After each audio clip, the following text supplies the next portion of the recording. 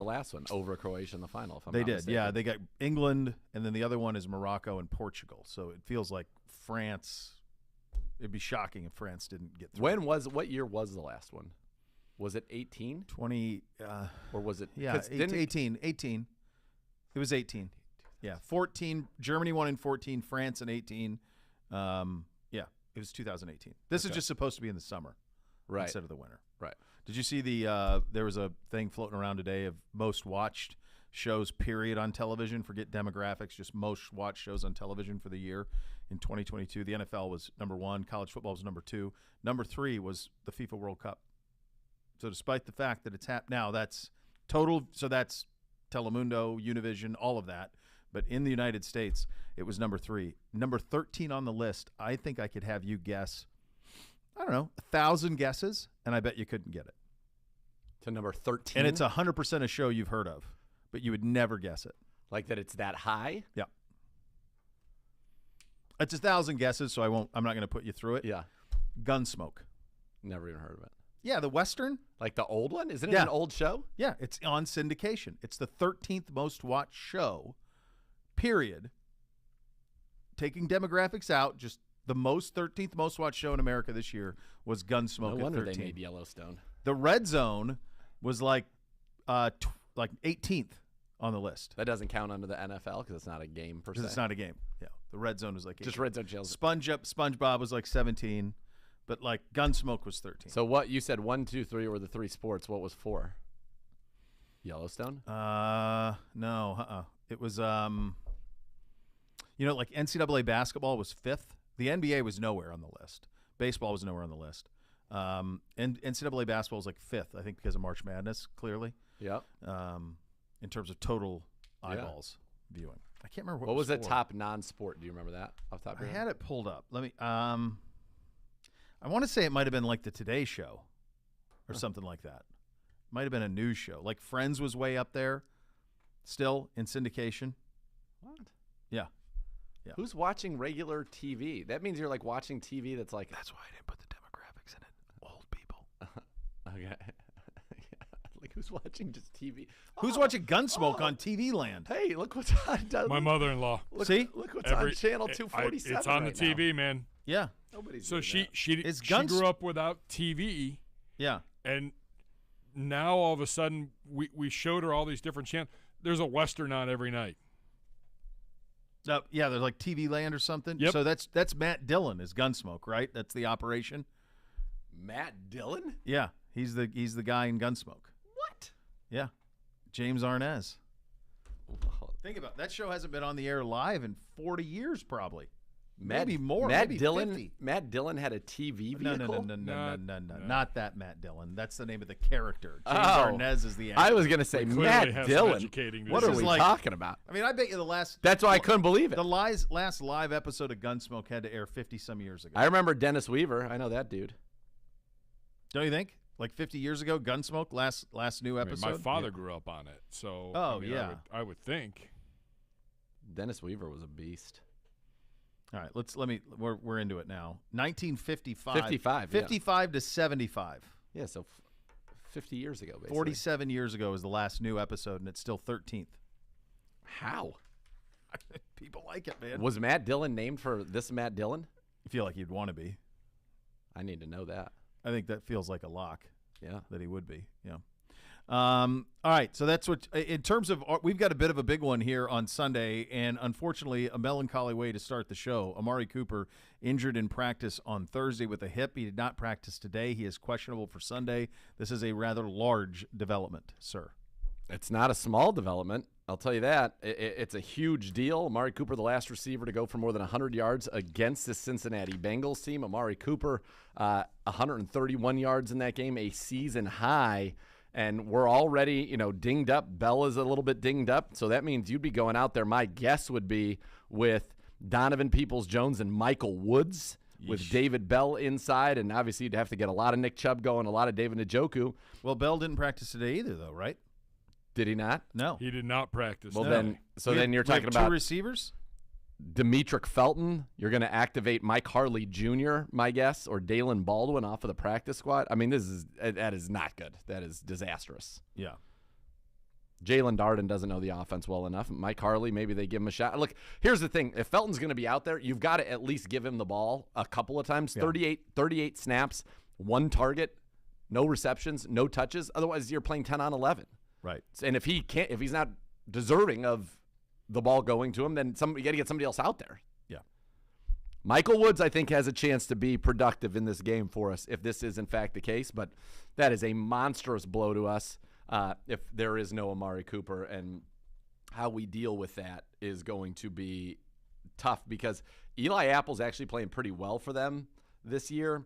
The guy that you could go at is the rookie. And I wonder if, in that sense, they would maybe just say, we're going to double Njoku and double Donovan Peoples-Jones, and somebody else is going to have to catch all the passes. And do we have somebody else that is capable of doing that? I think that is a real question for this Cleveland Browns team. Now, Nick Chubb and Kareem Hunt, I'd almost rather put them all on the field, put both of those guys on the field with Njoku and 2 receivers rather than doing a lot of 11 personnel if we don't have the hosses to necessarily do it.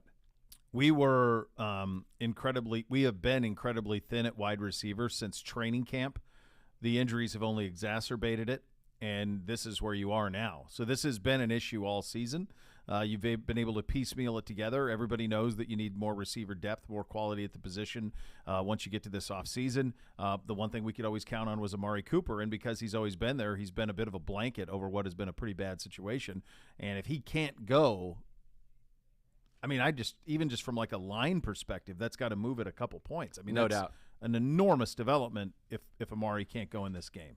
Yeah, my guess is that Mike Woods would be the starter there in that event, and you don't have anybody who can win hard, man to man. One of the stats I came across in getting ready for this game is that Jamar Chase averages 3.31 yards per route run. Yeah. Against man coverage. That's second in the NFL. Bo, would you like to wager a guess as to who number 1 is? Hit me again. I was looking at Michael Woods' stats. Give me that again. Mike, 2 catches, 21 yards. 21 yards. That's right. Jamar Chase averages 3.31 yards per route run against man coverage. Yep. That's second in the NFL. Do you have a guess as to who might be first in the NFL? Considering the framing of the question, would it perhaps be T. Higgins? No, Amari Cooper. Oh, Amari. Amari Cooper. Amari's won. 3.33. So that's how we beat them when they loaded it up. They played man on the outside. How we beat them was we got the ball to Amari Cooper in those situations, and that's what the Browns did. And you're not going to have him potentially in this game, and that would be a massive, massive loss. I hope that, he's able to go. You hate to see a practice injury. We've had significant ones already this year. Greg Newsome misses 2 games. Now Amari with a hip in practice. That's rough. That is a rough scene. It's absolutely brutal. I mean, the Woods has 2 catches on the season. Yeah. So DPJ you can count on, Chief you can count on. Beyond that, nothing. And there's nothing behind it. No. That's the other thing. It's not like Woods and then you got a couple other guys. Like if Bell can't go and he's not practicing today, there's nobody back there. Schwartz is on IR. It's people that you've never thrown to. It's like the pandemic. No. Remember the pandemic game against the Jets when Baker was meeting people he just spent in the parking lot to block for him? Yeah, it's like Jamarcus Bradley and a guy that we signed right off of waivers, right off the street, got into that game. The one thing that could, I'm sure he worked quite a bit, he being Deshaun Watson, with Mike Harley Jr. and with Dalen Baldwin when he was running scout team. But that's not exactly what you're hoping to hang your hat on there. That's a knife to a spoon fight situation, or a spoon to a knife fight situation. You're not, yeah. Yeah, that's with Chase, Boyd, and Higgins on the other end, and you're gonna have to score points. He has been our recipe. No, he's been our guy, but it's a big loss. I mean, he's on pace for 1,200 yards and 10 touchdowns. Yeah, he's been a dude. Yeah. How about last night? Unreal. It was. I'll tell you what. Good for Baker. Fun to watch. Outrageous mismanagement by the Raiders. Fireable, I think, mismanagement by the Raiders. They're up 16-3 with 5 minutes. And the referees, there was a lot there. The notion that you would play press man. Yeah. When they have to throw it in the end zone, basically, because any completion inbounds was going to be game over. Game over. Field goal does them no good. That you would play they press gotta throw man it into the zone from the 23. Yeah. and have one single safety, not even two safeties, to prevent that exact thing from happening is ludicrous. The idea that so happy for Baker. Yes. 98 yards, no timeouts. Their entire defensive strategy, they only once had to throw to the middle of the field. Yes, they let him throw it to the outside. It was insane. All day long. They threw the 2 goes to the one human being I never even heard of on the right side, the kid who was in his second year, never even heard of that guy. Threw a jump ball down the right sideline, and then he threw that was a dart for the game winner. That was a great ball. But to allow that and not give the middle of the field when a team doesn't have any timeouts was one of the most stupefying things I've seen all year for a team that's still in it. It was as Vegas bad as what we did against the Jets, honestly. It was that bad. It was as bad as that. Yeah. There's really no way you lose that game. Your punter pins them to the 2. They have no timeouts. They got a quarterback who's been there for 48 hours. By the way, also just run. You had 4th and like half of a yard. Just get the first down. Oh, my God. And don't punt it. Well, they get cutesy on the play before that where they put Jacobs at fullback and quick snap it to try and catch him off guard. It doesn't. It alerts people when you put That's him at all fullback. it does. Now we go, well, why is he here? Oh, it was brutal. Brutal from that perspective. But good for us, I guess, from the standpoint of if we are going to get the postseason, the Raiders are now a team that's eliminated because that's now 8 losses for them at this point. They were still hanging on to some glimmer of hope. 4th time this season that the Raiders have lost when leading by 13 or more, which should be impossible. It's the most that's happened, I think, in like 40 years. Yeah. They're awful. They are. But I love that. I know Josh Jacobs is good, and he's leading the league in rushing and yada, yada, yada. But why'd they stop throwing the ball to Devontae Adams? No clue. It worked. Dude, there's so many things you could say. Why? Why did you do this? Why did you do this? That it would almost lead to an ESPN 30 for 30 if you got honest answers, it feels like, to those questions. You know what I mean? Oh, my goodness. Because none of it No, the made defense sense. I'll tell you what my conspiracy theory is, that this was a game played where? Los Angeles. Los Angeles, featuring a team from where? Los Angeles and Las Vegas. That's right, Vegas. Only game of the night, 6.5 points. Yeah. We told you yesterday exactly how it was going to go. Yeah, Because told you. nobody would ever have believed that it was going to go that way. No. And guess what? Word on the street is Vegas crushed last night because not only was there a ton of action on the Raiders, like all the money was on the Raiders. All the money was on. There was money on the Raiders money line, which means you were laying probably 300. It was probably -3 in that range as a touchdown. And then you had every real degenerates teaser for the week was started last night because they like to get that Thursday night win, because then what can you do when you win that one? Now you can all of a sudden hedge up. and you can try to have a middle. You can have a 7-point middle on one of the games on the weekend that you really like, and now you can double win and you have no risk of losing both. So there were, I would wager, 1 billion teasers that were begun with Raiders to win. Yeah. And those all are gone. They're all gone. And Vegas is right now probably building a new hotel. Vegas, that had to be one of the biggest non-Super Bowl, like one of the biggest days in Vegas, like period.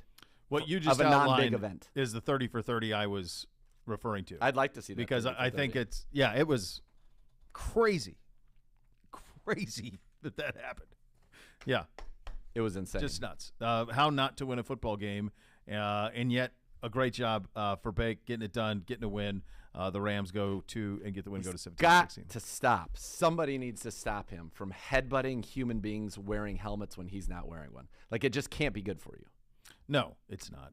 But I think in his, it's part of a conversation you and I have talked about a lot around here. So much of his success on the field, the way that he plays, is built into his bravado and the building up of his self-confidence and this persona that he's curated over all these years. And when that persona is dented or derailed, he really can crumble quickly. Yes. And be, we've seen it. But when he's all in, he can, and believing in himself and people believe in him, he's excellent. We saw that in his rookie year with the change in staff when it was Freddie was calling the plays and Greg Williams was running it. You saw it in 2020 when he first got here with Coach Stefanski, when Coach Stefanski first got here, and he was incredible down the stretch. So when there is that self-belief and people got his back, he can be great. I say this all the time, and it's not necessarily meant as a slight. he is a front runner in that when it's good, it's really good. The thing that he hasn't figured out in his career is when it starts to derail, can he get the train back on the tracks? Yep. And not all of that, not everything's his fault. Some of it's No. circumstances. There's a million different things that lead to it. But that will be the next. If he is, I'll tell you this, the way that drive got him another chance next year. It won't be with the Rams, but it got him another chance somewhere next You year. think he'll be a starter next year? No, but I think he'll get a chance to compete somewhere. I don't think there's enough good quarterbacks to go around. Yeah. So I think he'll be. No one's going to sign him for a big money and have him come in to compete to be. No one's giving him a job, but I think he'll get to compete for a job. You think he's got a chance? Yeah, yeah. There's not enough. Not enough quarterbacks. Yeah. So yeah, I wouldn't be surprised. All right, lots to get to. One quick programming note: the scores will be at 2:00 today, as opposed to 2:30. Oh, baby. Because Priefer is coming in. It's Army Navy, and so Priefer is going to come in at 2:30 to join us on that. Hello, Gibby. Kevin Arp tweets at the show, I work in a hospital, and about every other patient has gun smoke on TV during the day. Yeah, there you go. So, popular. A certain 13th demographic. most watched show in America. Yeah. Kids, 13th. Learn Gunsmoke. something new every day. There miss you go. Miss a minute, miss a lot. I mean, how many runs through that? Think about that. 20 seasons of television. However many episodes a season. Just every year, do you churn through the entire run in a year, or is it 2 years? And then by the time it resets, you're like, oh, I remember this episode. This is the 12th time I've seen it. Gunsmoke ran from September 10th, 1955 through March 31st, 1975. Give me the episode total. Do you got it? Stand by. Are they doing 20 episodes a season? Is that 400 episodes of television? Yeah. You had to get to 100 for syndication. That's where the money starts to roll in. And how much wealth is still being accumulated? Who produced it? Who's still cashing those checks? It's amazing. Number of episodes, around? 480. It's incredible. Still killing it. The producer is Norman McDonald is the producer of it. So he's still crushing it. Now, because every time it airs, you're getting it. So the TV series was 55 through 75. No, that's right. We have that right. It's only a half hour. Yeah. Norman McDonald and John Meston created it. 480 episodes. Wow. By the That's way, a lot. little Go note to send us into break here on a happier thing. Jake Trotter tweeted out, just asked Amar if he thinks he'll be okay to play Sunday. His answer, quote, should be. Thank God. Thank God. Hallelujah. The next level's next. Let's go to the bar. That's it. Everybody else in the building is You today. said it. You're the head honcho. If you can say it, then I guess it's true. Yep. Get them fired up. Do it. Over-unders coming. The scores are coming. Priefer's coming. Joe Woods coming up next. You'll listen to Cleveland Browns Daily, brought to you by Ballybet, coming soon to Ohio on 850 ESPN Cleveland.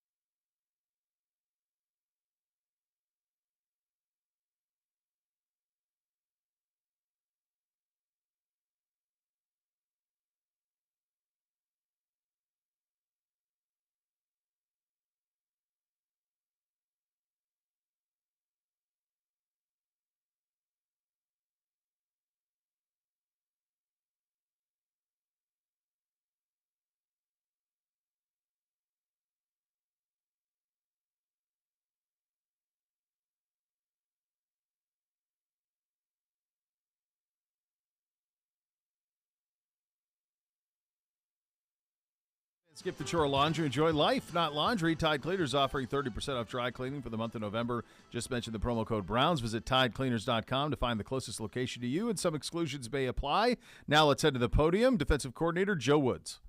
When you start You're done. seeing all those turnovers, does it just feel like they start piling up? They do. I mean, sometimes you get in a groove, and you feel like every call you make is going to work. So, and it was just that feeling, so it was a good job by the guys.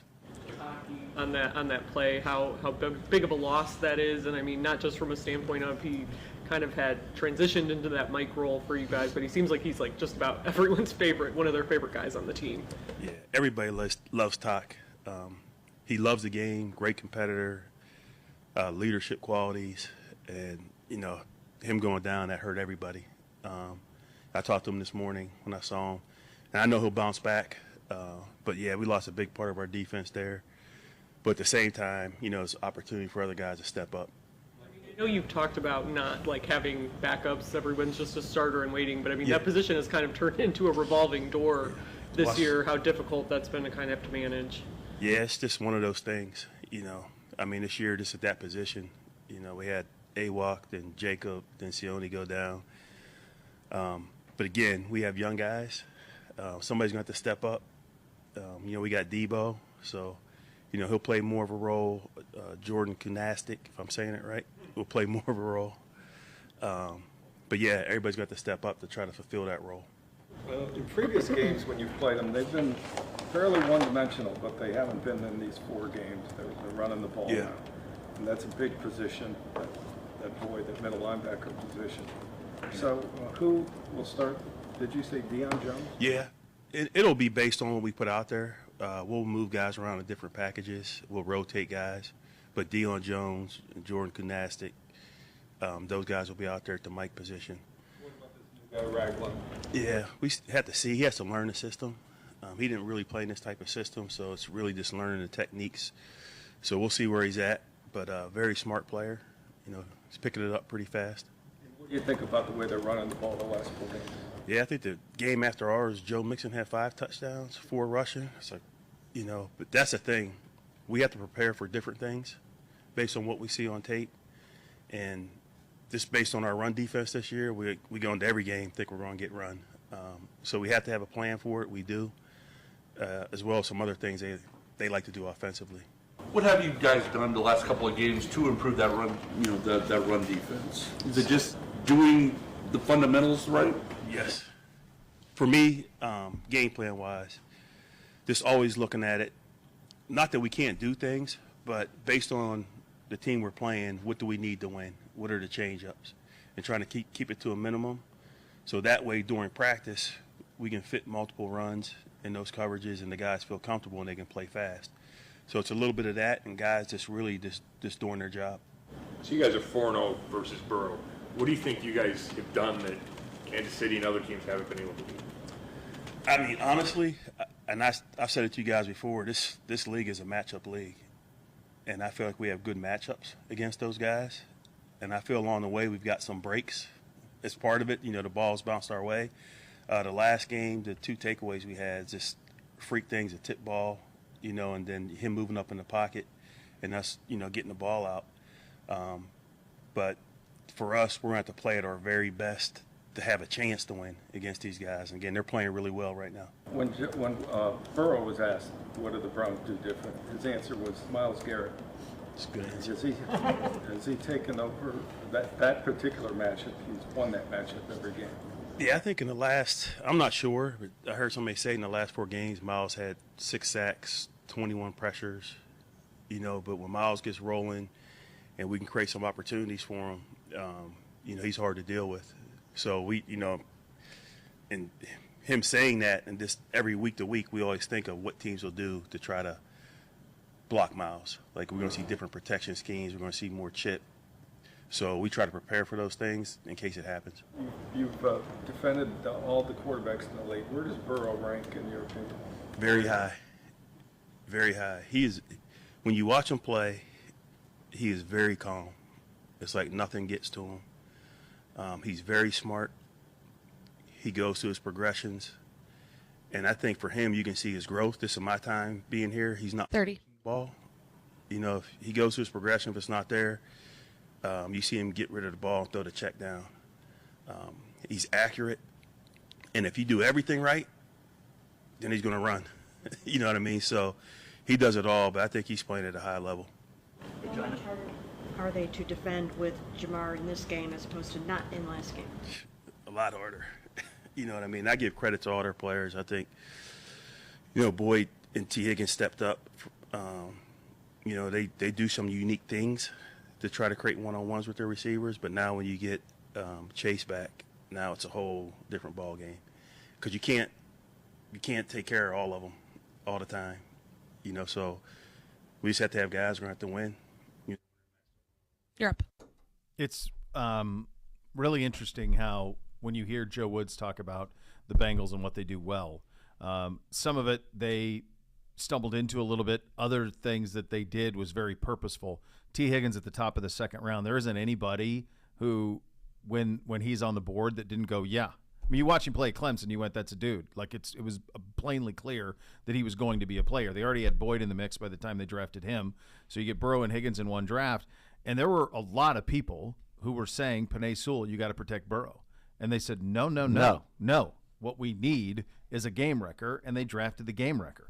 And now they're all young. They're all the same age. They can all grow and play together. They already had Mixon. They got Pirine in there, too, as the backup. He's been there for a long time. It's very sustainable what they have. Yeah, and they're all different. Very. They're complementary. Chase is a burner. He's one of the most dangerous receivers in the league. On any given route, he can go to the house. T. Higgins is 6'4", 6'5", a behemoth. He contested catches. Yeah, I mean, he was the first pick of the second round. I think people forget that. That was the year they got Burrow for the first pick of the first round. Yep. He was the first pick of the second round. I think they got Logan Wilson as the first pick of either the third Wyoming or the fourth round. Yep. And he's got 7 picks since he's come in the league. That's all that 2020 draft. And they did a tremendous job in that one. And then you added to Tyler Boyd, and Boyd is such a good role player for them that people forget in 18 and 19 he had over 1,000 yards each of those two seasons. So he's been a 1,000-yard receiver in this league, and now he has settled into that third role, and he's on pace, for close to 1,000 yards again, at least over 900. When you think about with Chase and with Higgins, that's impressive. They're a very good offense. They will go empty quite a bit. They will count on Burrow to decipher and do what he needs to do to throw the ball. And I think here's the other thing. People don't realize, I don't think, and maybe they do. I'll ask Gibbe, because I know that you're probably a little more dialed in on this. Gibbe, you want to do a little quick guess of stats? Sure. Why not? It's a Friday. Joe Burrow rushing touchdowns this season. 5. He's on a heater. I mean, he's undefeated or 4-1 over-unders, and now he hits that on the head. On the dot. Did you know that? No. Were you listening to me say that? He's got it. No. He's so dialed He's in so right dialed now. in. It's crazy. Yeah. So he's got a rushing touchdown. He's got 5 of them, 224 yards also on the ground. He's got a rushing touchdown in 5 of his last 8 games. He's got a passing touchdown in every game. He's got 2 or more in 8 games. And last week, they played a lot of that cover 2 and gave him an opportunity, or 2 high safety, and gave him an opportunity if nothing was there to run. He ran it 11 times last week, 46 yards and a touchdown. So he is a hashtag athlete, as I like to say. Yeah. He's You ever see him shoot a basketball? Pure as the driven snow. Yeah. He is very, very good. And this is going to be a tall, tall order. I know what the odds are, and I know that, what people's perception of. It's funny how when people you say a fact, which is the Browns have won 5 straight games, the Burrow's 0-4 against them, that people take that like you're like slandering Burrow or the Bengals and that they have no chance. Of course they have a chance. They're, in fact, favored by a touchdown in Las Vegas to win this game. Doesn't mean the Browns can't beat them. They were favored over the Browns on Monday Night Football, and they smoked them. I mean, when you add up 41-16 and 32-13 and you get to 73-29, that's what it's been the last 2 games with Joe Burrow playing quarterback. That's a beating, but that's no guarantee it's going to happen a third time. No, and rest assured, they are bothered by it down there tremendously. Like they are very bothered by it. Not just the fan base and all of that. And the fan base is really chesty coming off that win against Kansas City, but also, and rightfully so, they should be. They look great. They're one of the 3 teams in the AFC that you say, yeah, but if you want to put Miami in there too, but there's 3 that you go, no shock at all. Bengals, Bills, and Kansas City. Hoisting the Lombardi, those are the 3 that have all of the things that you need. But there's no question that team down there is bothered by it, that they haven't had more success. For sure. Yes, no doubt. No doubt. And they want to get over the hump, and they know that, Lamar's out. This is an opportunity. They've struggled in our division. That's the other thing that's interesting about this. They sit at right now 1-3 in the division. If it's funny, like, it's obviously critical to us because a loss here and we're probably out of it at 5-8. So you have to get that win to keep a glimmer of hope. 6-7, just keep stacking them. So it's a must win in that perspective for us. Although we wouldn't be mathematically eliminated with a loss for all rights and purposes. You would be. Intents and purposes. You would be. It's just as must win for them for the reason that you just said. They are 1-3 in the division. They are trying to win the number 1 overall seed because that's now in play. Remember, they played Buffalo the second to last week. Their last 2 games are Buffalo, Baltimore. Both home. Yep. And Baltimore off of a short week because they play Monday night against Buffalo. Right. But they have a long week for that because they go Saturday to Monday after being at New England on Christmas Eve and then Buffalo. Yeah. So when you think about Buffalo, Baltimore to close it for Cincinnati, they've got us this week. Do they have Pittsburgh maybe next? They go. Give me their stretch. Us at Tampa. Oh, at Pats. At New England. That's right. Home Buffalo Monday Night Football. Home Ravens Sunday, January the 8th. Yeah. So from their perspective, they have to have this one. Yes. Let alone the monkey on the back and losing to the Browns, all of that. If they want to be the 1 seed in the AFC, they got to get it. If they want to win the AFC North, they got to go. There's an opportunity for them to make some hay on Baltimore. Lamar is not playing this week. Yeah. The Steelers are favored against Baltimore. The game's in Pittsburgh. Yeah. So they have an opportunity to take a stranglehold in the division, keep pace in the AFC. It's critical for them. No doubt. This game. So there's a lot to it, let alone the first of Watson and Burrow and all that. Listen, and they can want it. There's no doubt that the Kansas City Chiefs wanted it against the Bengals and didn't get it done. So you got to go out there and you've got to get it done. You've got to execute, and hopefully, what Jake reported about Amari is true, and that he'll be good to go because I think he's a big part of what you're going to need to do to take down this very, very good Cincinnati Bengals team. Be sure to stop by the free Twisted Tea Tailgate pregame party prior to every home game. Twisted Tea Tailgate, located on the west side of First Energy Stadium, combines the atmosphere of a beer garden with live music, food, drink options, along with areas for socializing. Twisted Tea Tailgate opens 4 hours prior to kick and is open to fans with a ticket to the game. A little over-under fun. Gibby on a heater. It's all coming up next. You'll listen to Cleveland Browns Daily, brought to you by Ballybet, coming soon to Ohio on 850 ESPN Cleveland.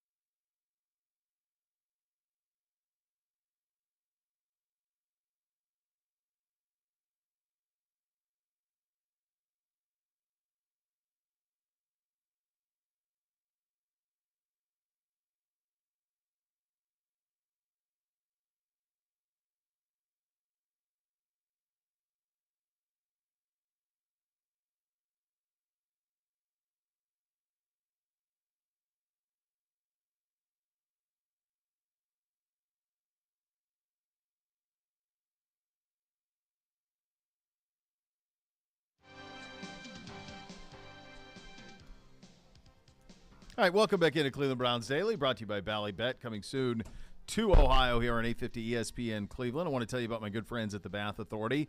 They take care of your bathroom. They'll give it to you and be the bathroom of your dreams. They'll do it for you in about a day for a spa-like experience. Let the Bath Authority make it a reality for you. You get it for a fraction of the cost of the competitors. The Bath Authority is Cleveland's premier bath and shower remodeler, expert and factory-trained installers. Give them a call now. You get $500 off your next custom bath or shower remodel. That number is 216-220-8399 or go to thebathauthority.com. It's where affordability meets quality. The largest selection of bath projects, all made in the United States. Change your bathroom from outdated to outstanding. Acrylic tubs that insulate and keep the heat in. Tub to shower conversions as well. Superior products with expert installers at thebathauthority.com. Hello, Gibby. Hi, guys. Good. You know the reality here, boys? You want to know the real truth, Bootsy? If today was in March, you would probably try to play golf. No doubt. Yeah. You would probably try to play golf. Absolutely. Sunny, mid-40s, gloves on, hats, You get the mutters. you get the special golf winter gloves. Yep. Keep your hands warm. Yeah. Oh, yeah. You would play in this. Yes. You would. When is it supposed to cool down? I saw a Jetstream model that looks like we're headed for some warm even still. Yeah, some severe weather next week, it appears. When you say that, what are we dealing with? Is it like, I mean, it's just like I feel 30s? like the bottom's going to fall out at some Well, it has to at some point. It's not going to be like this forever. I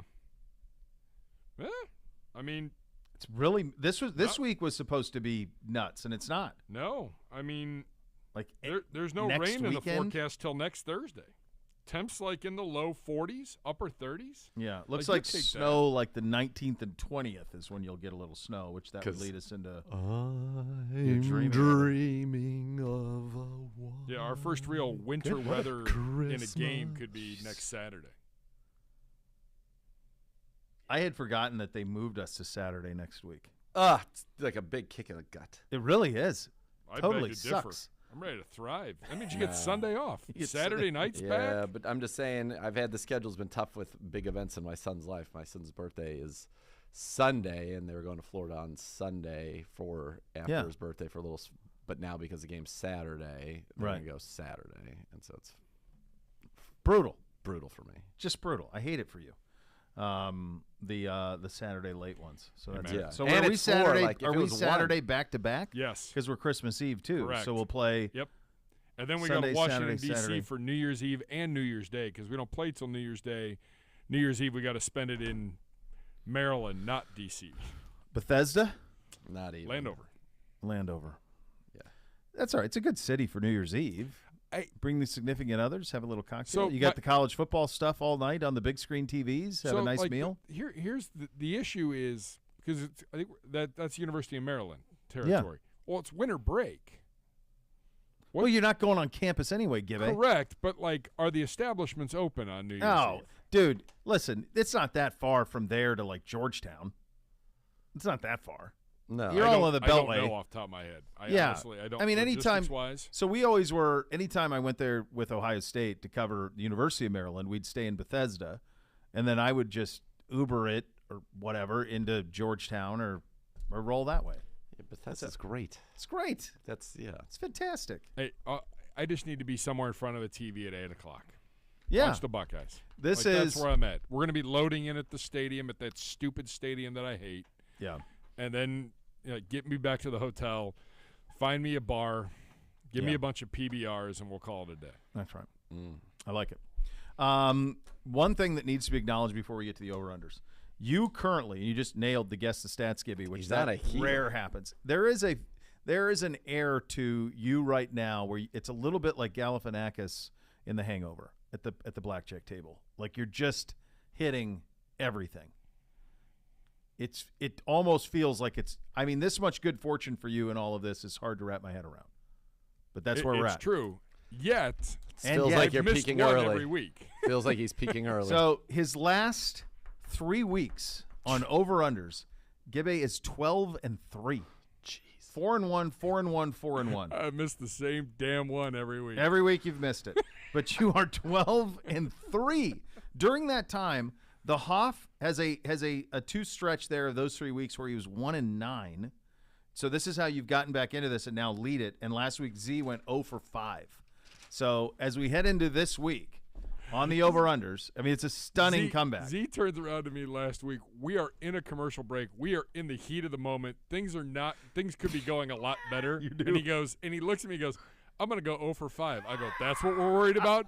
We're on the turn around. Get ready. Exactly what I We're said. back in third. I'm going to go for 5. Get yourself I said, you're going to win all of these. You could tell. Oh, yeah. It's coming. I feel like we were up 2 scores at that point. It wasn't the moment when it was a 6-point game. We were No. up 2 scores. The game was in hand. Yeah. But I yet don't you're know going. if the game was in hand. You're going, this isn't going to work out. No. There's not enough time. I'm like, this is toast. All right, so it's time for some over-unders. Last week, as I mentioned, Gibby with a sublime 4-1. Yeah, he's good. The Hoff was 1-4, Z and 0 for 5. So as we head into this week, your new leader is Gibby, 32-28 on the season. The Hoff a game back at 31-29. Z went from penthouse to outhouse, 30-30, even Steven. From 5 games over 500 to 500. Just like that. Just like that. Just like that. All right, gentlemen, here we go. It's his little analytics comment. His little analytics comment Undermined changed everything. Yeah, ruined everything. It did. He undermined everything. All right, up first, Gibby, this one for you. Nick Chubb rushing yards against Cincinnati, 100.5. We're going over this week. That is an over. I need you to run the football. Let's take That is one of your let's common take some pressure off of our He guy. doesn't like throwing the ball. He wants to play like Run the damn Yeah. ball. Actually, according He to you, wants I to was run super the negative veer. on everything last week, and yet here I was 4-1, and we won by double Well, figures. Nick Chubb over 100 yards rushing with 2 touchdowns, 3 straight full games against Cincinnati. All 3 wins. All 3 of the Browns scored more than 30 points. He's got for his career in 8 games 5 100-yard games against them. Only time we've lost, he was held under 50 yards. Over. I thought you were going to go in there for I can't choose the wine in front of me. Next. Over or under? All right, Zagura. Joe Burrow, hell of a quarterback. He needs to hit 2 things here. Joe Burrow, over-under, a quarterback rating of 100, and 250 yards passing. Rating over 100 and 250 I mean, the yards yards passing. is a lock. So it Not really- necessarily. it really He's had comes- couple in the last 5 where he's been under, including against us. Comes down to the rating, really. We've got his number. Under. Just 'cause I want it to be. Give it. Over. Ugh, gross, dude. He's good, man. He's good. You got to stop him. Unfortunately, you got to play him a second time here. The best news is that DB room's the healthiest maybe it's been all year. Next. Over or under? I'm also worried about him just dumping the ball off to like P. Ryan. That doesn't get or you a 100 Mixon. rating, though. Those stupid No. little 5-yard passes. He's that- bombs over Baghdad is where he wants to live, though. That might He's be where he going wants to live, but like, Fine. we don't know who's outcast playing linebacker along with JOK on Sunday. No. Yeah. All right, gentlemen. Gibby, this one for you, and this one concerns our quarterback, Deshaun Watson. Total yards.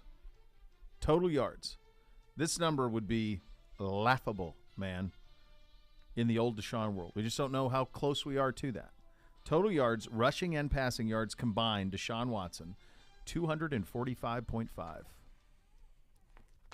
245.5 rushing and passing. Yep. I had that. I was on that. Is that the number you had? Yeah, I wrote down 240. Did you really? That's what I thought you were going to say. Yeah. I will say under. All right. I think he continues to make good. He continues to trend the right way. But I think ultimately that we need to rely on our running game. And I think Kareem Hunt showed a little bit last week. I would expect that to continue. Kareem Hunt being disrespected in the over-unders. I've taken him out 2 weeks in a row, although he gave a little life. I He considered gave some putting- life 72 last total week. yards last week, second highest of the season. Considered putting him back in this week, so I'm Yeah. hoping this Nope, continues I'm gonna to say serve. under, but that's under, okay. Under 245.5. Duck disease. So do you think we're winning this game, Gibby? I'm just curious. Sure. We'll see. Something's got to turn if we're gonna. Hey, last Maybe it'll be week, like last week. None of it made any Punt sense, and we return won. touchdowns, defensive touchdowns. Over. Do you think we're going to win this week? Well, let's see. Yeah. I do. X. You got Joe Burrow lighting us up, bro. In a more unconventional way than you do. To be fair, over 100 rating in 250 isn't necessarily lighting us up. Not in Burrow standards. Not for Burrow standard. Like he, if it was 285 and 110 rating, that's lighting us up. He could throw for 100. I think it's possible, just to defend Gibby for a moment, that his rating could be 100. He could throw for over 250 and they could lose. It's not often that he not loses often. with a quarterback rating of 100. Not often, no. Sacks, interceptions, fumbles, and this one is to Dr. Z, and the number is 3.5. I mean, we've had 8 in the last 2 games. Last time you guys 5 both went sacks. under on this, and it was...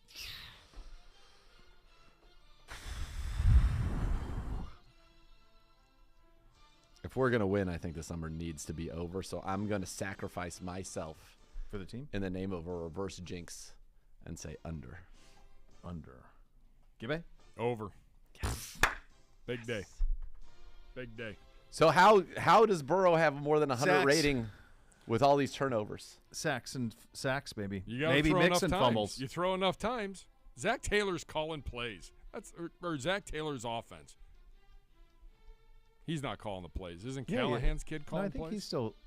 Or who calls the plays? Taylor does. He still calls the plays. Exactly.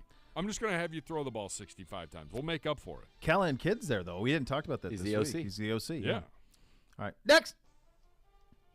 Over or under. The actual over-under is 48.5.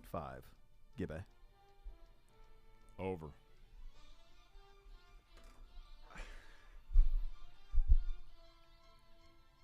He's an instrument of chaos. How do you? But there's a cohesiveness to a lot of my visions that there doesn't in his. And yet he's he's winning. 12-3. He's winning. He's winning. Yeah, you can't argue. And yet with I it. can't choose the wine in front of me. Under. Under. Under 48.5. Can you believe we're going from this to the scores? I mean, it's pure. And then why don't? And then Priefer. And then Priefer. Yeah, we have all that to look forward to, which is nice. Scores coming up next. You'll listen to Cleveland Browns Daily, brought to you by Ballybet on 850 ESPN Cleveland.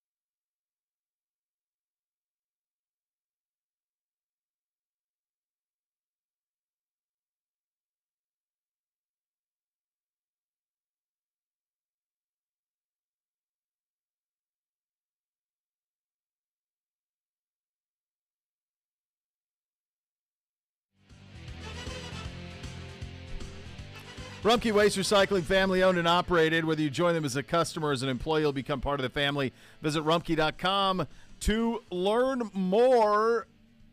A slight shift. Scores at 2:30, Priefer at 2:15. Yep, moving things so around. That's fine.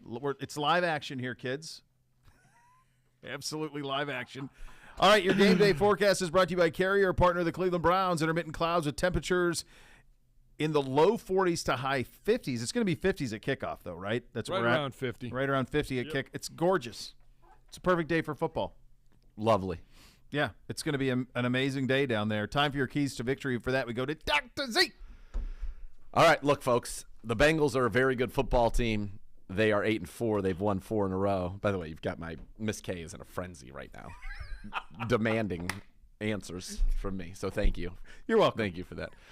We just wanted to have a simple exercise in the break. That's right. Miss K? Yeah. Hold on, I'll just tell her I'm on the air. On air, honey. In next. Love you the most.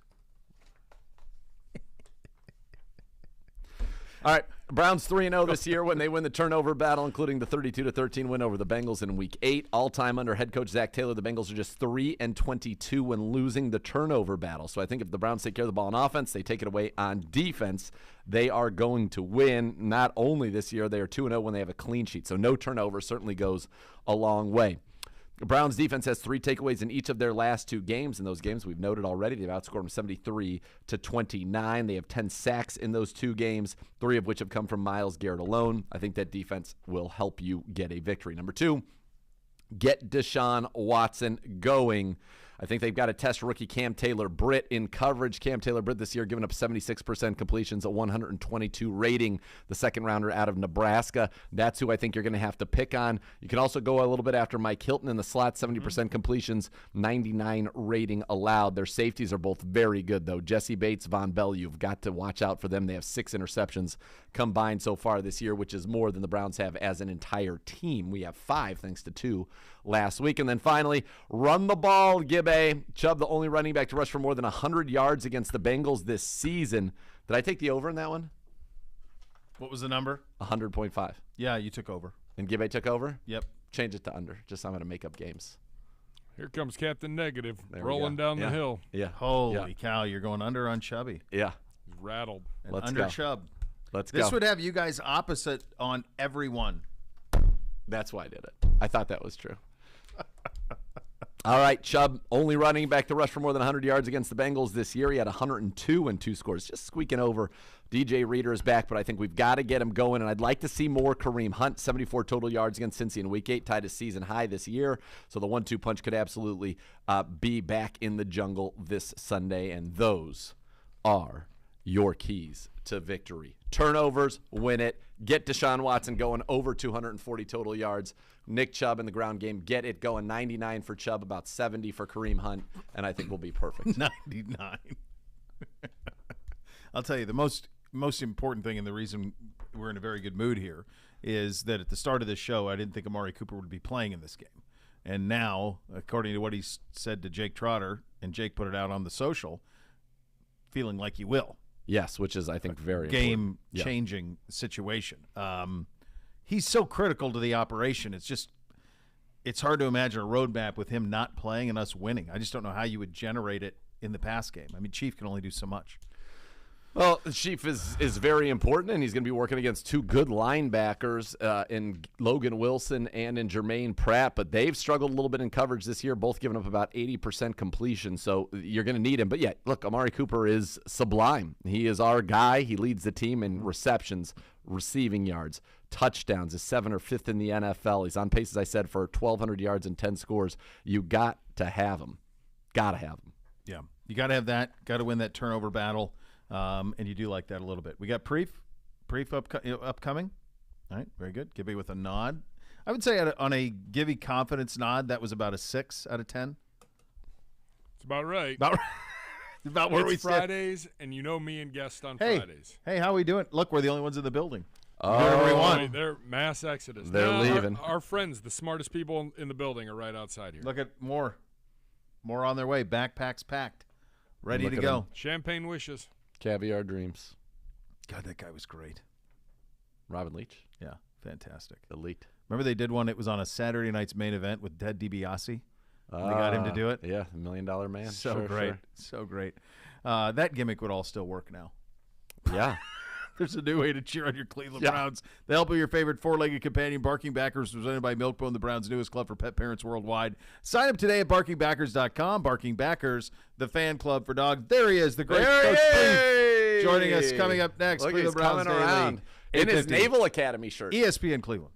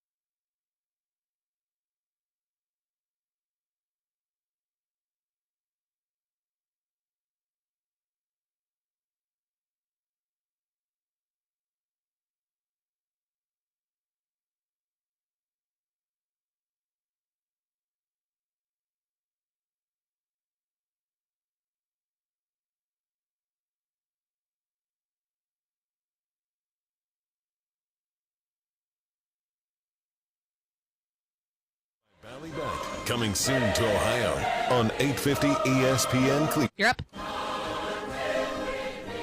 Oh, that's absolutely gorgeous.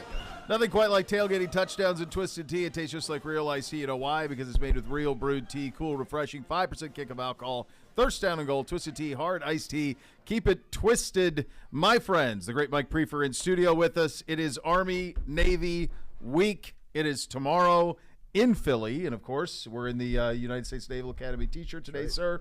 This one always hits a little different, doesn't it? It really does. Yeah, it's a special rivalry. You know, you talk about Ohio State, Michigan, which is a great game. Back in the day when I was a kid, you know, on Thanksgiving weekend, you'd have Oklahoma, Nebraska. I always liked watching that game, but there's nothing like Army-Navy. No other rivalry in sports, in my opinion. Yeah. How are we feeling about the midshipmen this year? You know, good. I mean, they knocked off Central Florida on the road. That's one of the better wins in Navy football recent history, especially knocking off a top 20 team on the road. And I think we're 4-7, had our ups and downs, but those kids play so hard, week in and week out. Lost a heartbreaker to Air Force at their place. Lost a heartbreaker coming back at Notre Dame in Baltimore. So never count these guys out. And when you play Army, it doesn't matter what the records are on either side, for that matter. I remember my plebe year, 1985. Napoleon McCallum was our running back. Mm-hmm.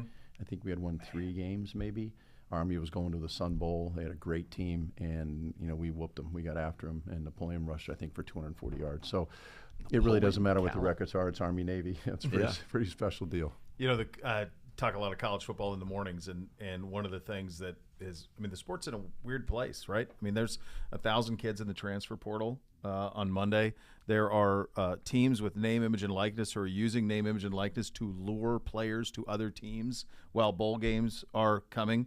There are athletic directors. The athletic director at Ohio State this week basically asked fans to donate to a collective so that they could pay the players, so these collectives could pay the players, because right now it's illegal for the universities to pay the players. They're going to get S. S is going to give them some money. Oh, he's definitely going to. Yeah. And I was thinking about this morning. This might be the last pure, what we used to think of as pure college athletics. This might be it. Yeah, it has been for a long time, in my opinion, the way it's been structured. But either that or 1AA football. I still call it 1AA football. My son coached at Western Illinois, and great conference there. I coached at Youngstown a long time ago with Coach Tress. It's different. I understand, I guess, some of the reasons why, but I understand why coaches are pulling their hair out right now and they're losing players. And a good friend of mine, Pat Narduzzi's the head coach at the University of Pittsburgh, and he said, Coach, he said, Priefer, I spent the last week recruiting my own guys. Yes. And trying to keep my own players, and they finished strong. They're going to the Sun Bowl. I think they're playing, he told me, UCLA. That's a great matchup, and he's a great coach. He's done great things there, and there's a lot of great coaches, but you got to re-recruit your players, and I guess if you hurt somebody's feelings, they jump into the transfer portal. So it's crazy the way everything's set up. But going back to our big game, and we'll be on the airplane heading down to Cincinnati for part of it, and I'll get to see the second half. But I am excited about this one, as I always am. What's the big fella doing? What's he up to? There you go. Yeah, I was hearing him great. The great thing about this, so first of all, even if you are somebody who is, let's say you're not into it at all, which I can't, hard for me to wrap my head around. Pageantry. I would say watch the lead up and watch the fourth quarter, right? Because those two things. Because this thing will be over in 90 minutes. Yeah, it's quick. It's every play. It just churn. Clock's moving. And Jeff and right. Kenny know each other so well. Yeah. Jeff was on his staff, so it's almost watching a mirror of each other, the way that they go about it. And the beginning and the end it's really stunning stuff. Brief. What was it like to be in the middle of all that and the pageantry of it? Presidents sitting in the stands, all of that stuff. Mosley in the stands. Modes. Yeah, Modes. My plebe year, I marched on with the midshipmen. My youngster year, sophomore year, got a chance to dress out for the game. And then the last 2 years I played, I think I told you guys this before, I played the lightweight football. Yep. I was small and slow. It was a bad combination to be a Division I football player, but small, slow, and smart. That's what I like to tell people. I had the 3 S's. But I know in 1988, my senior year, we beat Army in the lightweight game. We beat them 16-6, and I remember that score. I remember the date, and I remember exactly where I was. And obviously had some family there, and obviously friends, and we knocked off upset. We played at the big stadium, the Navy Marine Corps Memorial Stadium. So awesome. That's something I'll never forget. It was a great win for us, and beating Army in any sport, that's what they do. They keep score. How many times did Navy beat Army? How many times Army beat Navy? It's that big a deal. But this one, I know Kenny's done a great job trying to keep that team together, because they've lost some players. My son Wilson, who just graduated infantry officer school about a month ago, and he's down at Camp Lejeune taking over a infantry platoon in charge of 40 Marines, and he doesn't turn 25 till next week. So, I'm real proud of him. But he graduated last year from Annapolis, and a lot of his classmates that were football players left because of the COVID, because of all the uncertainty with the military, and then of course you have the mandates, vaccination mandates, all the crazy stuff and so players were leaving. So the fact that they won 4 games this year and they got a great chance to win tomorrow afternoon is a tribute to that staff and to that team. It's going to be fun to watch. Yeah, it really going to be is. fun to watch. Yeah. You know, it was fun to watch last week. Donovan Peoples-Jones Yeah. to the crib, Prief. It was fun. It's been a long time for the Browns since 2015, week 2. Travis Benjamin was the last time we had a punt return touchdown. He was a great one. Yeah, he was a good player. The Rabbit, very good. DPJ, similar to a guy we had here, Josh Cribbs, big, strong, can run through some tackles. It felt like we were getting close, knocking on the door against Tampa, where he had a couple of nice returns. Yeah, he did. How did that one come to be against Houston, and what was your reaction on the sideline? Well, first off, it's when you have opportunities. I told the media yesterday, our defense has forced 16 punts in the last 2 games, and when you get that many opportunities, you're going to get something going. And we've had a good plan every week, I believe, and our guys they buy in every week. They work hard. We're a big technique team. We don't have a lot of pizzazz, a lot of I guess too many different returns. We're good at 2 or 3 things. We like to rush punts at certain situations and take away the fakes, obviously, in other situations. But against Tampa, we did have a couple nice returns, and then guys got more and more confident. Donovan got more and more confident, and guys blocked their tails off, and he made a couple people miss, and he was gone. My reaction is always, I look for flags. I look to the head coach, see if he wants to go for 1 or 2. He said 1. I got the field goal team out there, put the kickoff team out there, and then I went, okay, we just scored. So a little fist bump right there. Yeah. When you watched it back on tape, it looked like Dearness Johnson, A.J. Green had big blocks down the field, and then was Jerome Ford moving at a different speed than everybody else? Yeah, he did a great job. He almost ran that thing down. Yeah, he was he had a really key block at the end, like you said. Dearness, Tony Fields had a knockdown block. Jordan Konachik, he did a great job with the save it technique and screened 2 guys away at the point of attack. I mean, we drill that stuff over and over and over again. That's why I'm a big fundamental guy. We don't have to have too many great returns. We just have to be really good at the fundamentals and playing penalty free. And a lot of people showed up on that. It was a good play. It was because Jerome forced the punt and then came back around, and he was going to pick up the punter, and I believe Dearness picked up the punter, so he just kind of escorted him down the field. And that was cool. That was a cool feeling. He was moving now. Yeah. Once that guy gets going, he's really fast. Cade pretty straight and true on his kicks last week and has been trending in the right way. When you think about kind of the roller coaster of a rookie year, what are you seeing in what he is now from what he was September? I still see the same very talented young man. What I'm seeing now is, after last week and some of the other big kicks he's had this year, I see a certain confidence. He's a confident young man anyway, and I think that's what's helped him get through the ups and downs and when you go through a young rookie season. And I think he's extremely talented. He's just got to be concerned about getting the ball up in the air, elevated. The 3 blocks are all on him, and he knows that. And our protection's done a really nice job. Our snapper and holder have done a nice job all year. And I think he's getting better and better and better. Sometimes you see it like we did last week. Sometimes you don't. He doesn't get as many opportunities. But when he goes out there, he gives us a chance every time because he's so strong. And, he's got great get off, normally excellent elevation, and the accuracy will keep coming. He's been, started off 8 for 8, and you want to get back to that where he was in such a good groove this year, and hopefully we will. From a coverage standpoint, it feels like Corey's been hitting some bombs lately. Yeah, and there was one where I thought you were ready to go take somebody out, and then they said, okay, we'll get you back, and we got a punt return touchdown after that. But what have you thought of kind of the way that the punt team has really helped, I think, the last 2 weeks? Corey's hit some great balls, and then you had the game against Tampa where he hit a good ball. You get Schwartz makes a great tackle. You get the penalty on them, and that allowed us to win that game. I mean, Sunday, Corey had probably his best day. We pinned him at the 2, the penalty put it at the 1. And then they're running a quarterback sneak, and we get a touchdown. So it's all complimentary football. It was a huge play for us. Corey's doing a nice job of pinning them inside the 10 many times this year. Jordan popped the ball loose and set up our last field goal, which made it a 3-score game with 4.5 to go. So there's a lot of good things that are happening. I think we need to continue to cover punts better. We've had 2, one against Baltimore, one against Buffalo, that I'm really upset with because we normally don't give up returns past 20 yards. This is not who we are. And I think Corey can help by getting it higher, and I don't want to say shorter, but much, a little bit bigger hang time and direction. And, quite frankly, we've missed a couple tackles we normally don't miss. So we're going to keep emphasizing that and covering full speed, and that'll be the emphasis the last, month of the season here. On some of those, on the free kick, for example, it looked like he made him run all the way back to the goal line. I've never seen that before. The ball was in the air 79 yards. It was incredible. 5-2-2 hang time. I thought we were going to get touchback. I went, holy cow.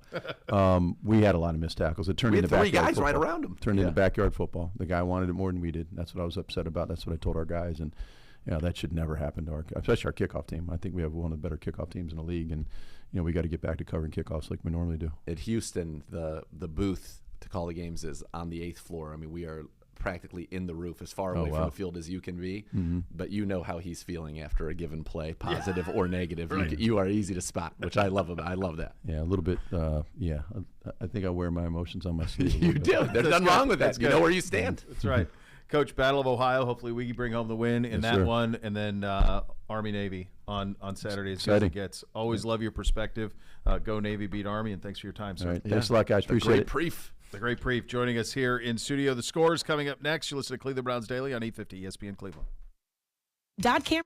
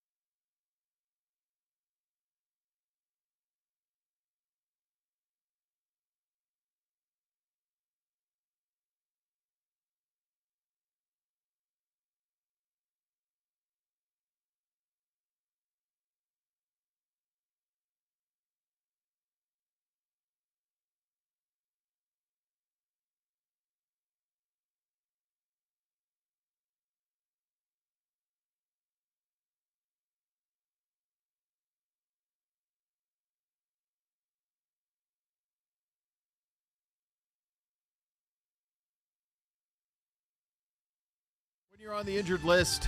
Get some help getting back into the game. Give 1-800-ELK Ohio a call for a free case review. Elk & Elk's a proud partner of your Cleveland Browns. Time for another edition of The Scores. Hello, Gibby. Not on. Still not. Yeah, how about now? Week 14. I'm going to tell you, if I was still doing the demerits, you have lapped, I think, Z, in the last 2 months. Yes. That you're getting clipped by it even more than he. I do think, to be fair, Gibby, you know I'm usually with you on the demerits. I'm Team Gibby on demerits. By the way, I got to be honest. Argentina, goal. 34th minute. Who got it? Nothing. Who got it? It wasn't Messi. I don't know who it was. They're all hugging him. He's at the bottom of the pile. I'm not sure. Messi on the assist? Opportunity for them. Yes, it was Messi on the assist. Of course. Just sits in the middle. Sets him free. So that would be them against Croatia in a final, as Croatia has taken out Brazil. Brazil has the best name for all of these have different nicknames for their teams. You guys know what the nickname for the Brazilian team is? No. The Samba Kings. I like that. I like that. Isn't that great? Yeah. I like that. Going back to the whole demerit conversation, every time I got Z going, like, I feel that's a demerit. No, that is a not silent protest of the lack of an on-air light. Which no one in this room has any control over. Well, you designed the studio. You designed the studio. Know it. You say you're the head honcho, and you have a sign that says so right there. We've had the engineers in here that are like, we have tried to come up with an alternative solution, and short of having to redo the entire studio. And I'm like, well. You said it. You said it, man. You said it, man. Yeah, okay. Nobody messes with the Jesus. Go talk to Mr. Rush. Nobody messes with the Jesus, man. Nobody. Rush is here. Bring him in. I don't know who else is here. Nobody. It's Ghost. Us and Priefer. Murph. That's it. Yeah. Yeah, that's where we're at. Yeah. Welcome to a Friday in December when we're on the road. Yep. That's it. Ghost town. Look at the parking lot. When's the last? That's like when we're here and everyone's on summer vacation. There might be more of our beat media in the media room downstairs than there are people in this building. I believe that. I don't have a problem with that. The locker room just wrapped probably about 20 minutes ago. Yeah, I believe that. Craziness. All right. Let's get down to it, gentlemen. Week 14 in the National Football League. It is a light week because, for whatever reason, we decided to give a bunch of teams the bye week. I don't ever recall this many teams being in a bye in what is the final regular season week of fantasy football. They used to be all done by week 13. Yeah. This is wild. This is pretty crazy to think that this is the case. Noted players out in fantasy this weekend. Notable. Oh, yeah. What was our record last week? How'd we do? Last week, keep it above water. You went 9-6. I went 8-7. We now sit at 36 games over 500, 34 over 500, combined 70. Is that good? This has a chance. We have 5 weeks left. We have a chance, I think, to break our all-time record. The year one, I think, was our all-time record over 500. Yeah. I know you have all the You want me data. to pull it up? You don't have to. Let's not. It's kind of like talking to a pitcher and a no-hitter. Like, let's not jinx. Okay. Because we haven't even really had that many losing weeks. Hardly any. I mean, even a losing week is like 7-9. I mean, no one's had like a 3-11. So the record. So this is. I can tell you this. Yeah. This is our best. We're at 70 right now. Yeah. The year that was our best combined in the regular season was combined 72, 28-44, which was 2018. Okay. So we're trending best ever. Best ever. Yep. That's right. Let's get You're down welcome. to it. You're welcome. To Yeah, the you are AFC Norris Christmas. division. We like gifts. Yeah. It's like if you're at a box of that. If you're at a casino, yeah, and you go on a real heater at the blackjack table, throw a shekel. You throw a chip to the dealer. Thank you. Thank you. Thank you for all your help. Appreciate the effort. Yeah. Yeah. That's right. Sending kids to college here. Yeah. Mm-hmm. The Ratbirds, Baltimore, 8-4. No Lamar Jackson, traveling to the land of hot dog water in Pukerville. It is the Pukers versus the Ratbirds to kick things off in Week 14. The Squealers, by the way, have won 2 in a row. Mm-hmm. Ratbirds got lucky against Denver last week. Zagura, The floor is yours. Huntley was clutch at the end of that game. They're not very good. I'm not so sure that the Steelers are very good, but at home, Pukerville, TJ Watt back, impactful, although he's questionable. Did you see that? He's questionable with a rib injury. I did see that. Steelers, 3. Ravens, 2. Oh, God. Ugh. It's It's a gross AFC game. This I mean, is it could an be AFC North. It's awful. Beat 'em These up. two teams suck. I think it could be like, and I realize the Ravens are 8-4, but they haven't played good. They've really probably not played a clean game. I mean, their schedule.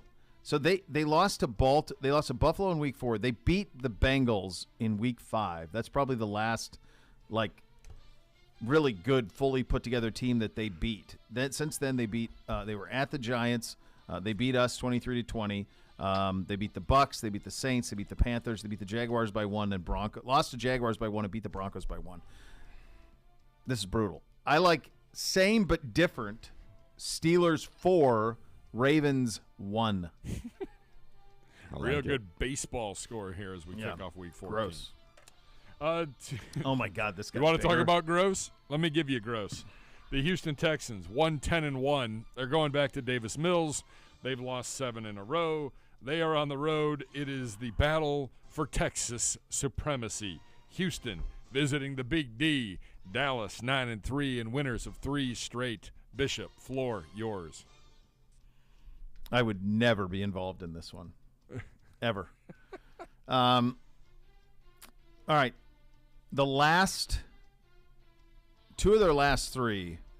Here's all right. Let's start here. This Cowboys team can slump you. Yes, they are slumpable. They are all in, and they will bury you. I was very comfortable with this at 16.5. Very, very comfortable. Comfortable. 17 and a hook? Sheesh. I don't think they're beating them by 17, though. I think if they're committed to full slump town, they're beating them by 30. If they're like what they did to the if Colts they're last not that, if they're saying we don't need to do that 2 weeks in a row, let's just ease up, then it's going to be like a 13, like ours. Yeah. Slump City. I can't believe I'm doing it. Cowboys 38, Texans 7. Houston's that bad. They are that bad. I know they are. And no Brandon Cooks, no Nico Collins. Plus, Now like they're Jarrah just bearing Texas. I'm going with the Cowboys supremacy. too. And we'll both regret that. We're both going to regret it. Yeah, It's so stupid. many. It's too many points. So many. Vegas thanks you. Vegas has already won. They should give us yes, after Vegas last yesterday. night. Yeah. Well, we told you. We tried to tell you. All right. We did. Okay. I literally said on this show, You said ram it. I said I can't quit 6.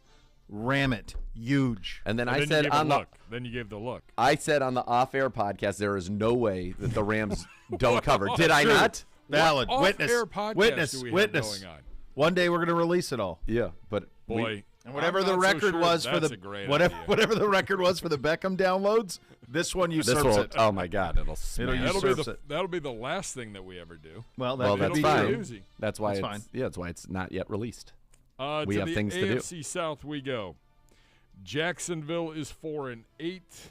The Titans 7-5. Titans have lost 2 games in a row. They just fired their GM because he traded their star wide receiver in the offseason. That was cold blood. Titans, a little struggle, but they're hosting Jacksonville. Come on, Zagura. I feel like it's now or never for the Titans. Is Trevor Lawrence fine? He avoided injury. I don't think he's fine. Is he playing? Young Scarlet. Look at it. Oh, he Yeah. likes us. Yeah, See? that's right. That's right. I think the Titans get back on the winning track 24-17. Derrick Henry, not because I need you in fantasy. Really don't. We're making the playoffs no matter what, but would like to see you get on track for the fantasy playoff push. Just saying. Same. Rally behind Vrabel. Pencil pusher pushed out. Everyone on Team Vrabel. Let's go. Machismo everywhere. Big chestiness. Yeah. Yep. Let's go. We go to the NFC Norris division, and a big one. All of a sudden, here comes DLD. The Lions God are bless 'em. 5-7 on the year. They welcome in the 10-2 Minnesota Vikings, who continue to find a way to get things done. Can they keep the ball rolling? Bo Bishop. This is just – there are certain franchises that can't have nice things. And I think Detroit's just one of those franchises that can't have nice things. So all I need is Minnesota to just win. That's it. And they're not playing that great. They're not good defensively. They're not playing great. Not at all. But can Detroit have nice things? And the answer to that is no. Minnesota 31, Lions 30 on a last-second field goal. Do you remember Judge Smales referring to what the Scots call the greatest game on the planet? No, I do not. Goff without the L. He's playing great football. He's in a dome. He's on fire. Jamison Williams, they're saving him. Amon-Ra St. Brown. Oh, man. DLD, man. Listen, we're starting to put together, man. We're a tough out, man. We're a tough out at home. And I think the Vikings, they need to have some losses on their resume. This is one. Who's taking the Lions? Nobody. I know. Nobody's doing it. The Vikings, what do you think? The Vikings, what are they, 10-2? And that's the wine in front of you. And I'm taking it, and I am gulping from that chalice. Lions 37, Kirk Cousins 34. Shootout in the Motor City. Can either of you give me the point differential on the Lions? On the Vikings. They are 10-2. Yes. Total point differential. You probably have looked. 36. Gibbe? They're 10-2. 36. That's 45. 8 more wins. 10. I thought it was in the 30s. Point differential of plus 10 for Minnesota. Now, part of that's 40-3 loss to Dallas. Sure. Big part of it. But still, 4 at 10-2. That's crazy. To the AFC East we go, and a big one. Are the New York Jets for real? Are they not for real? Is Mike White for real? The Jets going to Buffalo in Bills Mafia. Winners of 3 in a row, but Von Miller out for the year. Zagura. This feels like a monstrous number with not a whole lot of, Who is that? Hey, he's taking good care of Lucia so far. Stay in your room. No, Mike White's there with Garrett Wilson, White. isn't he? Mike White's there. Yeah. Final episode. You've gotten this far with my girl Lucia. It's been rushed. It's going to be. We'll see. It's going to be. I don't want to leave. I don't either. Most importantly, take care of Lucia. You got one Take care job. of Lucia. Take care of Lucia and give you a little backdoor cover. That's all you need. It's important to have the cover. That's right. Bills 31, Jets 27. Same. Yeah. Same. That's a big number. That's a big one. Yeah. Speaking of teams and whether or not they are for real or not, the 7-4-1 New York Football Giants, fresh off a tie with Washington, they welcome in the 11-1 Philadelphia Eagles. The Eagles 5-0 on the road, and if my quick look is any indication, they are the only team undefeated on the road yet in 2022. Bishop. Slump City.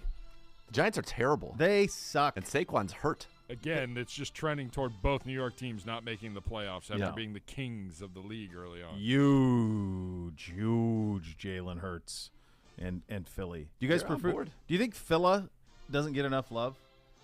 Well, I mean, I have them going. I'm going to the Super Bowl. Philly versus Philly.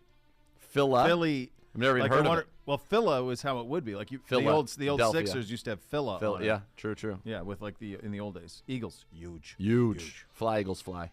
To the AFC West we go. This was Sunday Night Foosball. It got flexed out, yet CBS is sending their number 2 broadcast team, Mahomes, to air it. I understand that it's Mahomes, but come on. People like going to Denver. Rocky Mountain High. Kansas City, 9-3 on the road, trying to get that number 1 spot back after losing to Cincinnati last week. They go into Denver. Denver 3-9 on the year. I'm trying to look and see. I believe Zagura's up first. If the Chiefs can score 20, they cover. That's it. And I believe that they can. The number's down to 9. Oh, all the better. Even all the better. Give us all of it. Yep. Chiefs. All right. Huge. Next up, speaking of games that I can think of other things worth doing, Carolina 4-8 on the year, visiting 7-5 Seattle.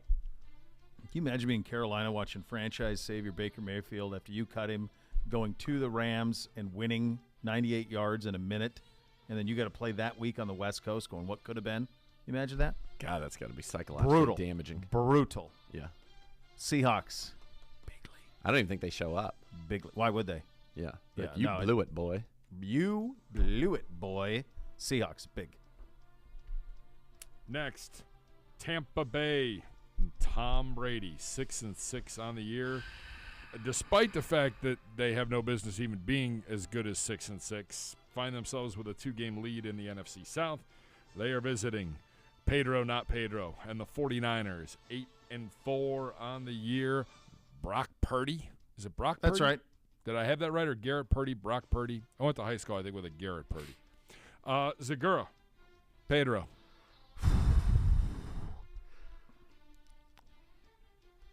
Brock Purdy. That's right. Is giving 3.5 Sure to is. Tom Brady. That's right. Which means there's no way the Niners lose this game. Nate, we're going to the Super Bowl. Purdy's going to do exactly what Kyle told him. Nate, Kyle is a genius, so if his quarterback just does what he said, it's going to be really good. But, Dad, earlier you said Kyle runs people into the ground and you don't really think he's that good of a coach. Nate, stop bringing that back up. I'm fully on board now. Look at Brock Purdy. It's Purdy. Same. Brady was brutal last time out, too, until the final drive when he made a couple of plays. I like the Niners and a full week to cook up some Debo McCaffrey love.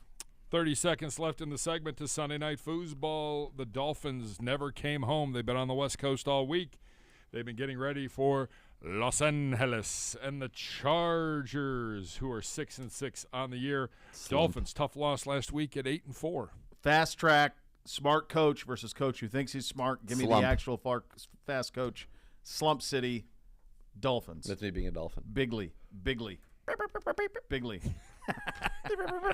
We got our game coming up next.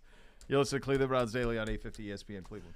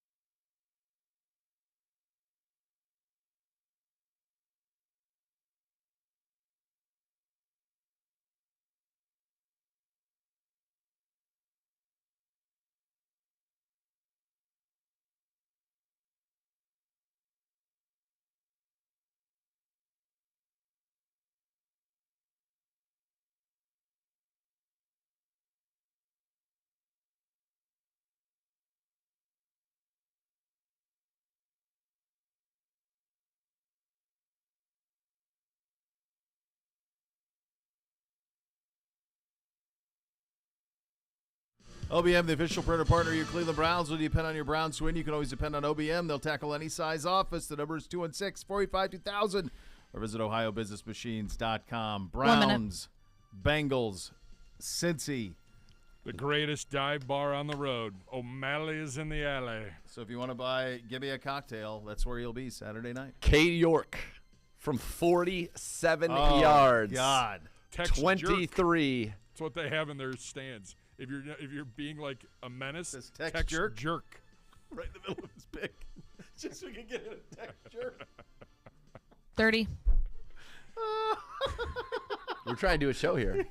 You're right in the middle of the prediction. Big draw. 23. Tex Jerk. Yeah, Cade York. Tex Jerk. Who needs it? 23-21 Browns. Next level next. Thanks for listening. Cleveland Browns Daily, 850 ESPN Cleveland. Text Jerk. I'll text it right now.